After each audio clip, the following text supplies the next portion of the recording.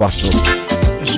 aha Sompa television Sompa FM so nie na ohwomre no a akasima be eye chese dunum kono na chese no nso ebo sabre ade Akye Abia dwumadi na yeguso ayede ebremu midinde na Yaw Boamah libia bogametram ede mama konto Omanhene Yaw Boamah sabre ya ekosi se no nkono bebo apam de Ghana na yesi hu nkonya na yede hu nkoma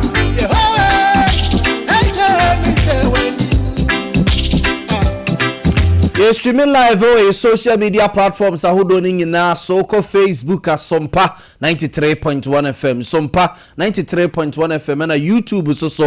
Sompa TV Ghana Sompa TV Ghana wadwenkyere ena onsusi ode toto no ma eguso ayedi dwuma yebekenkan ede amount na day 2 of the royal visit na betwa so ene day na eni da kwan say the king of Eswatini obeshia nananum atena nkonya omo Ghana nyina ene obeshia omo na emre obedru ye nra ewo enkran no yenko na shia President John Dramani Mahama emra Chief of Staff Julius Debrako sia no de ne ko sia mampenin enkomo omudidi ye no yenko na eja yenko hwe yeni so ade kakranti wei emra na chese waba bedru ewo Jubilee House abonten so ewo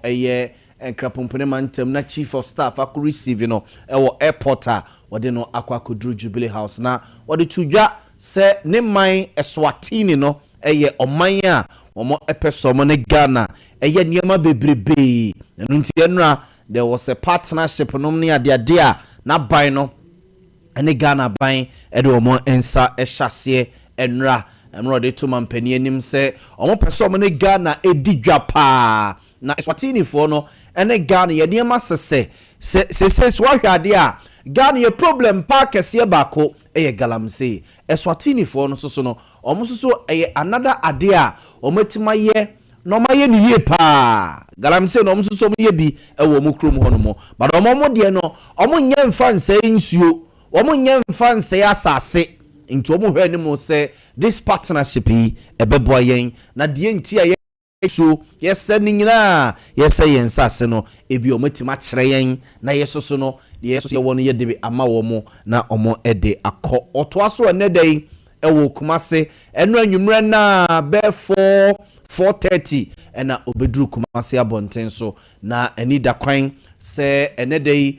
ba wa ba bedru Kumase abonten so no obehia na nanatena nkonya ewo Ghana nyina obe address the National House of Chiefs enedai ewo Kumase na uwia wakoto so ewo mensia himfie ho nyina obekoto ewo honomo no mo akire no asanteman yabakosem na owie soso a na yewra opem so say tutu otoso mienu asanteman wura soso no ehia no amana kwaba na afei ofru honomo soso a Kumase Metropolitan Assembly KMA okohonomo a na one KMA mpedimfo akwakodidi nkomo yatese partnership bisuso no ne nkratase mi bekoso KMA atena ho na omo ene asanteman atokesa yenhihie pia Eswatini man no ene asanteman ebefaso edidwa na biem suso no ebiebia pono na amampuntu akoso nti wei obedi 4 days Ghana mema say na watwa 1 nkran no akra de negeze half na ode aka no ebe Kumase nti 4 ni nyina ye hwe ni mu se he be in Kumase na yese from na edikusi Nyankopon ya adomo a Saturday na obe free Kumase na wasaso de nani akire ne mamu na akwakotoa ni dwumedi ahodo yentie the king from Eswatini in some of the two jakakra. And to exchange a lot of information. We have a lot in common, especially when it comes to culture, lifestyles, and so on. We can share a lot of ideas could be developed. Trade, of course, goes amongst other things as the African Continental Free Trade Area is trying to promote trade within Africa, that let's trade more with African countries because if you look at the trade within Africa, you can see that it is very limited. Okay.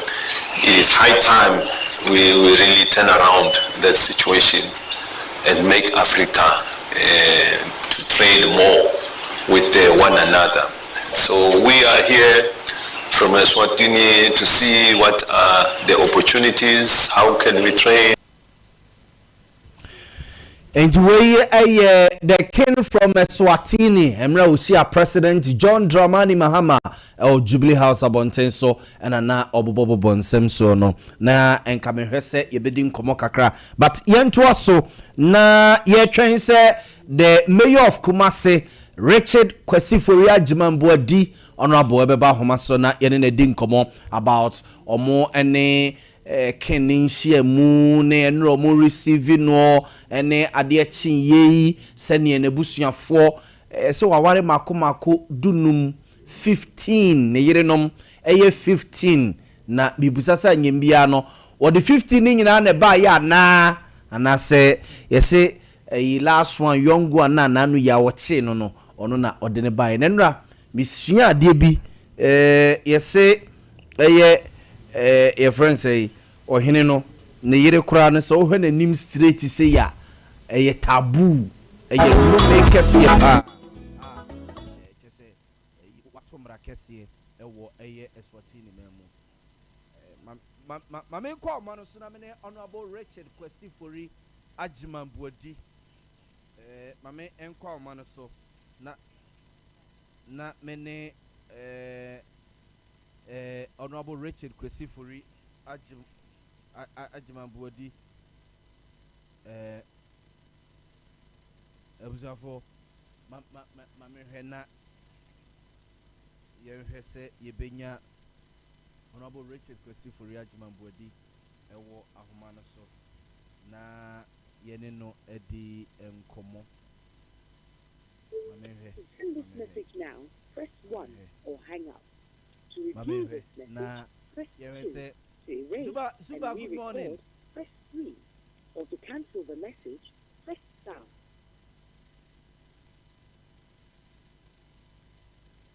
Zuba, good To morning. send this message now, press 1 or hang up.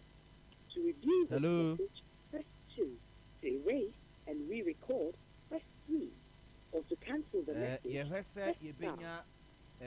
Honorable Richard Kwesifori Ajimambuadi ewo ahoma so send this message na now, yene no press edi 1 or hang up. anopei To erase and re-record, yehwese press yebenya 3. Zuba wa ahoma Or so to na cancel the yene message, no press edi star. enkomo anopei Zuba, good morning. Your message has been sent. Thank you for using Instagram. Hello. Goodbye. Hello. Abuzafo yehwese yebenya the mayor of Kumasi. The call is on wait. The customer is trying to reach you.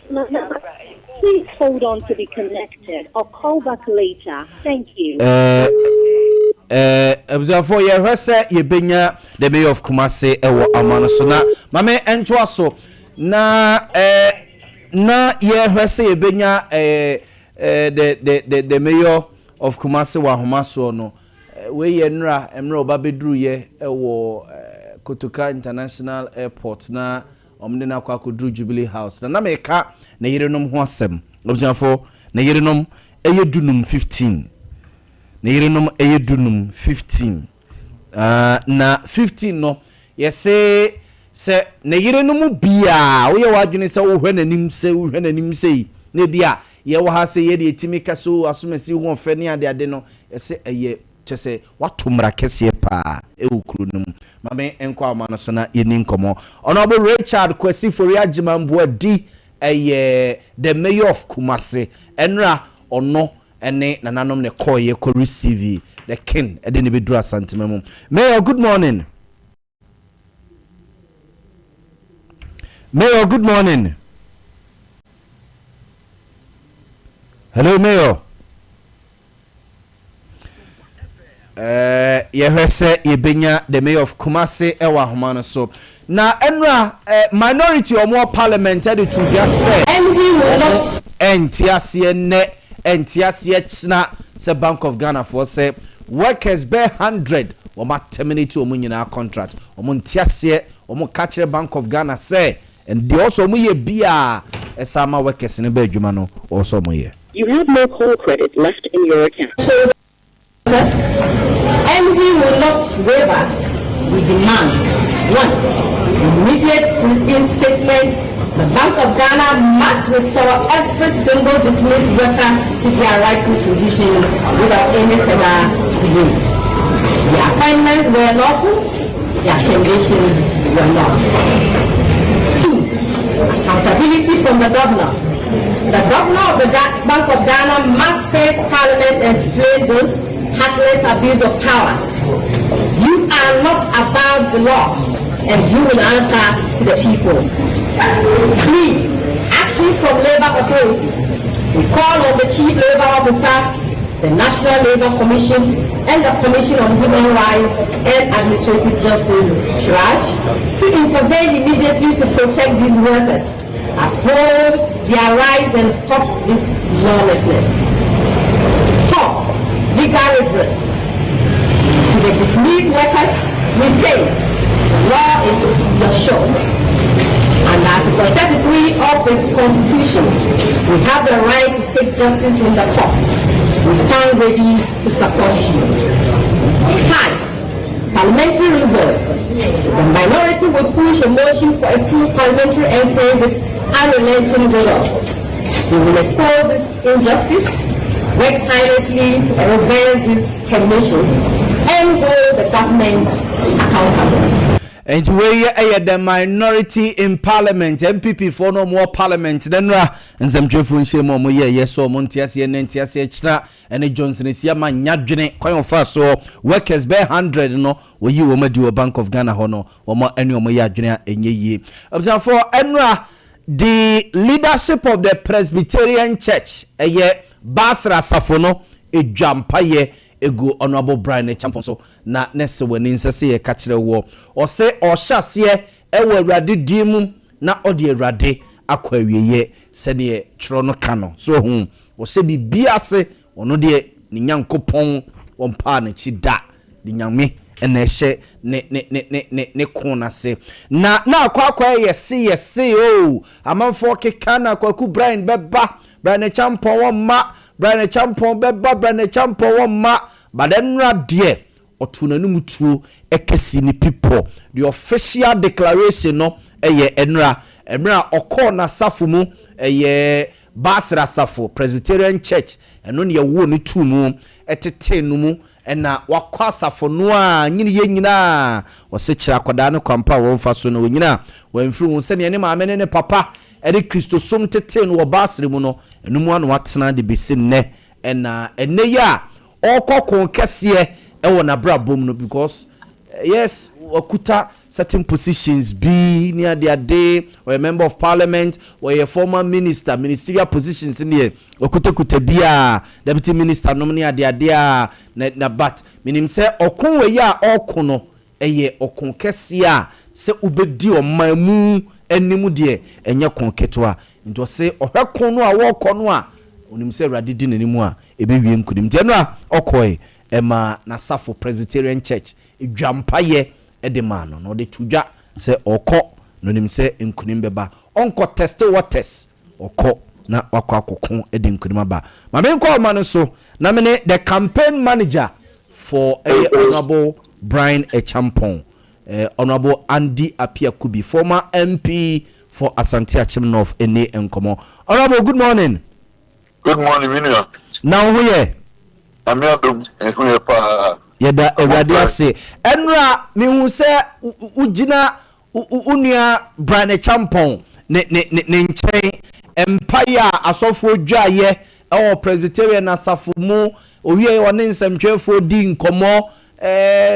officially o declare achara mansan se mampani adwa no the flag bearership race a ewo MPP mu no enkoye se yesi keke o kama wiase nyina te se oba no aba be pre akonya no ebi enra dwumadie net sei pa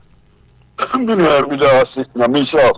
na dedika mi chia oti fono eni minya ma mo studio ho nyina na misha mo na enra ye kusi ye ni se yera Dr. Brian Champon na odika ti abedokro bi se abedokro no ko round na ye hwehwe ye enipa ehwehwe wo ye ka bifo bia titu MPP for na omunche omagi emfa ya omuhwehwe ewo kanfo no ho na otwetwa mu ena sabe je kono de Omanhene sembre no na no sembre no na the MPP 42 can say omuhia enkamumu party mu na enkamumu ne chizuso omuhia okandifo a obetumi agina ho no kodro na obetumi ne party no atusa omuhia obi a owa husisi ni ahobobo a eye se ne chi a oni nema waye ene nenim dia owo ebetumi ne party na konkai na face omuhia kamdini a obetumi aso party no so asini waka party no bomu no di party na gire yi no he nyebe nyina na era Dr. Brian Champon when him say and someone go for party ba nyina no also why get mu say oh and DJ so obetumi aye na hopo ani ni ye no and so ene sa ye omohwehwe no eni sie ni bebrebe enti say obetumi ho e di abofode amba the party NPP na etimi akuyedi enti ebra only the penny for gine ho na say onkolani o sa kwa no so e wo stadium kofo aka kire no nti na ese o se asese obopo ni nyame the fire say na kopo e wo ko wo kwi na nyina se le wo ka no yente Dr. Brian Champon oye nipa oye Presbyterian ni go ba sum Presbyterian so yi edu bi a YPG na wa bida ensina o se na se na wo hie enkopon sa wo man mu dia na se okọ na so fie o de ko ye da pensa enti ni awoye ni se okopo na so very formal here say na say na metona kuma so nyame say on suri na muti o mo ntani say nyame say na yakupon edi nanim na onye na chire na ye kwanimu yi enkoba say ondamro e campaign obi abeka chire na sumfo say fede atitini bebi no no akasa e dey asem beto asoro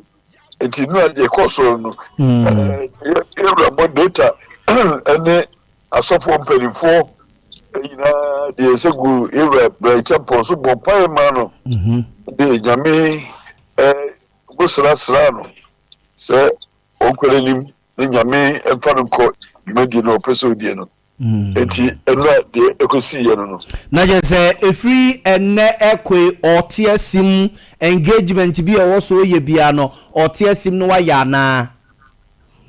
efri no anu a wotu na nim tru se ono obepre ibrelu bi na wode eho akwese nyame sai die efri no yikure die Brian Champon o say se ko ba say be nomination bro ko perform no contesting for private membership na enti sabrede home komo na yedi na senia nipa betini ka say onu so sa edisuadi hu enti ti na create Brian Champon actually to say nyame adum na eduru ho no a onu so be fa for me no contest Zanti se o hweyen wo Sompa television so a Honorable Brian Champon na Presby asofo no omu nyina nsa gu no so a wabu nkutudwa omu dwa mpaye de emma no no Honorable Ade Akye Abia na Honorable Brian Champon doctor ni nuanom a womadina nim te second de Japan Dr. Boamah no mu a omo edikan kakra me nka so omo dikan kakra because last contest omo ekobi ono no ankobi enei omo dikan no emo no hu empuso no kakra no bi no da si se me atie no se Yankopon no si hene enti enya obi katu a wutimitu ena enye sebio wa ho fe ne rim dia wo da no a Yankopon pe kandifo na Israel fo no na empanifo ho na sebio wo mo a Bible no chese o mo ye ahofefo no mo ho o mo a na nipa ni mo no mo ho na so ekoba ne se David ya no ka nya so wo eseso no onu nyanyame tre ne sahwe ne so se onu na Yankofa no mra no bedi esanenim enti de nyame ye de nipa de chese enti senior endo asofo no a kae no nipa bom mo kae se nyame ne nye nyame nyina na bibia wo bia nyame di kan a ekunimdie wachiri enti eno de mo ehukura se obi ti se anaso bi ti se nyame se yewa Dr. Brian Champon eno me di sare ni mo a ebo jide wo nyame mu na yewo awreshem se nyame kasa ebeyi enti ehu bia ni ho nyame na kasa pa yewa Dr. Brian Champon mu eno kasa se o enije eni o jide ena o enidaso se onyame be. Okay. Na yate se party MPP aton safre all flag bearer hopefuls nyina se omomra na omono omo enhia eni enkomo be no asoso no yehun se pictures be fly on media no so yehun yem papa kwampie nim yehun papa usu ankoma ekuku dambia womo ewo party no mu a womo ahia Brian Champon womo ahia Dr. Alhaji Mahmoud Boamah womo ahia Honorable Kennedy Ohene Japan womo ahia Jogate num na eyede ade na asie ntia saa meeting na so sangofu wi ihu womo pictures no mu eyede ade na asie yo bi nu ade tie de say epanifo si se woni pani adui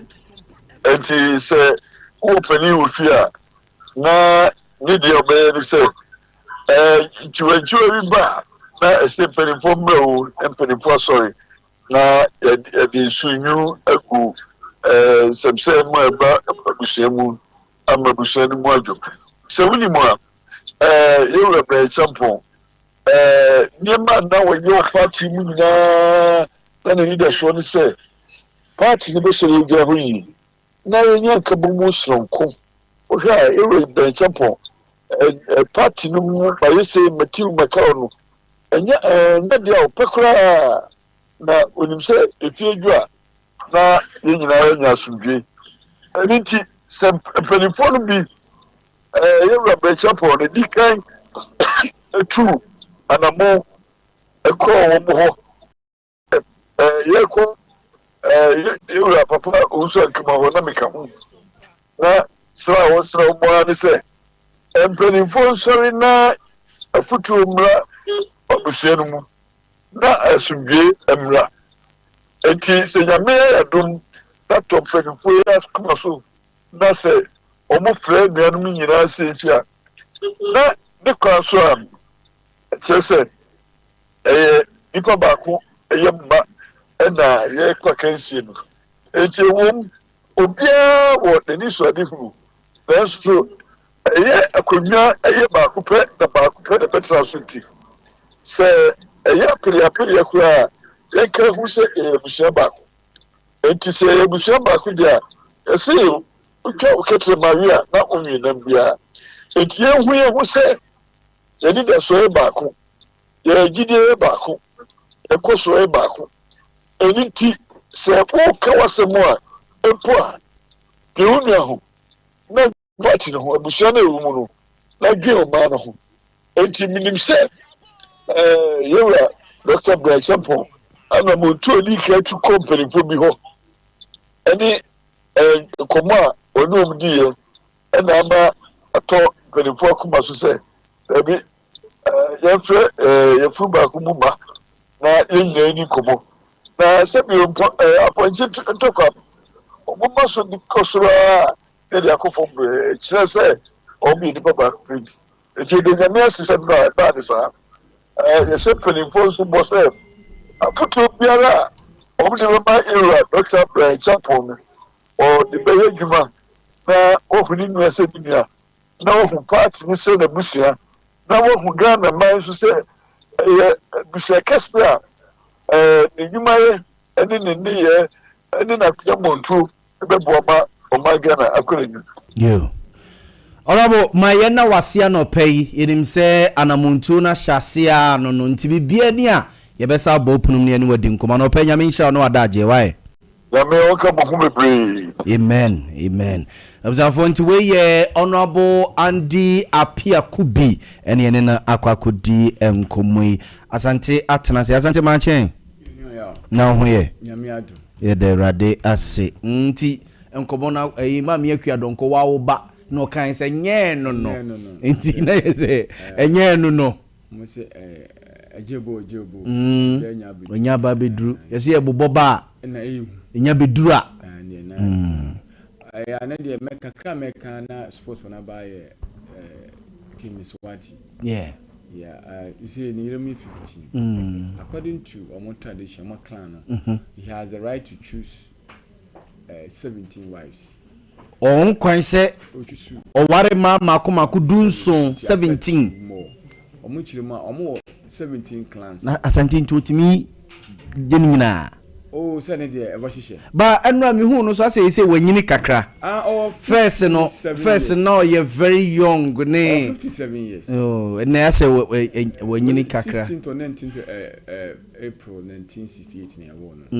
86 will be the at age of 18 years to be the Omanhene Yaw Boamah so close to 40 years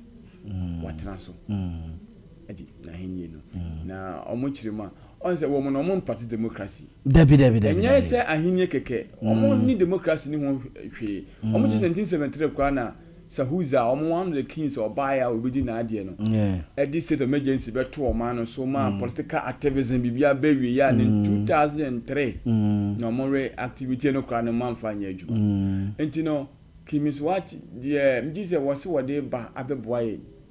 trading yes the betime suamani gia me hu say what we can take out of it economically say we could share mayor of Kumasi yes ebeboa ma Zuba so the trimupo the betim di aboa ama the two countries aboa no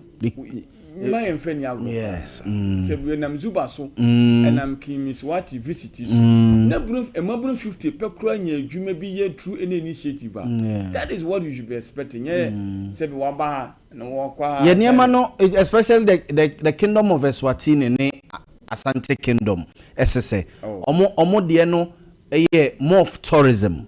oba Asante so a more of tourism pa na